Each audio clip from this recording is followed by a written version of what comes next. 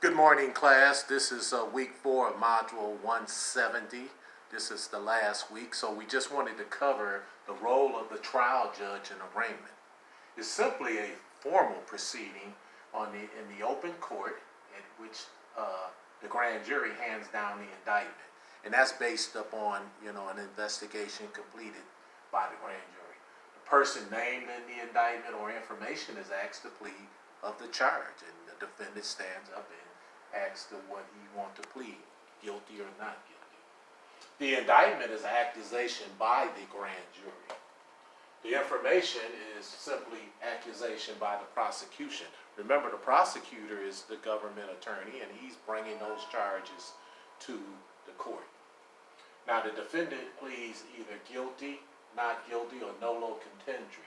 Nolo contendere is known as no contest, so he's not pleading guilty, he's not pleading innocent. He just wants to get out of jail. Also, you have motions, and a motion is an official request to the judge at any appropriate moment from the arrest until after the trial is over. A lot of times it's discovery. A lot of times it's simply just they want to discover evidence, or they want to get a later date to prepare more for the case due to some type of circumstances that come up during the proceedings.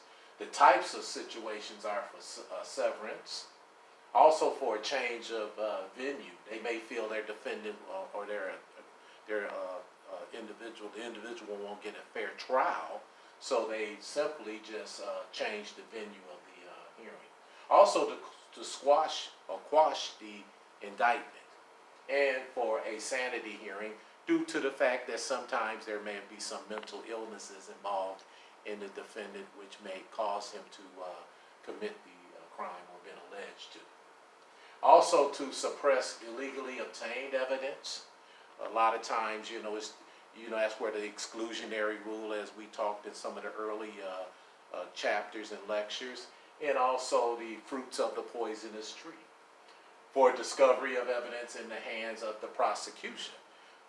A lot of times they want to discover what the prosecution actually have, okay? It can't be no secrets or anything. They want to bring this thing out. Also to dismiss the case for want of inadequate evidence. You'll hear a defense attorney in a minute jump up and say, Your Honor, I'd like to make a motion to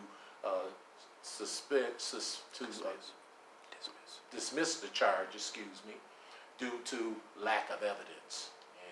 This is what we deal with. Also, releasing a defendant for the period between the arraignment and the main phases of the trial. The types are a fully secured bail, a privately secured bail, also a percentage bail, which is 10%, which most people can afford, an unsecured bail, and also released on recognizance or ROR.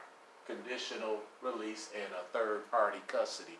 You have to have somebody that of some good standing. I know a lot of people use their ministry to, come in and help them with their OR or recognizance. And that's all that the jail wants you to do, is have somebody reliable that can, vouch for you. Is there any questions? What I like you guys to do is take a look at plea bargaining. Okay, look up some recent cases and do a one-page paper on it that's due by Thursday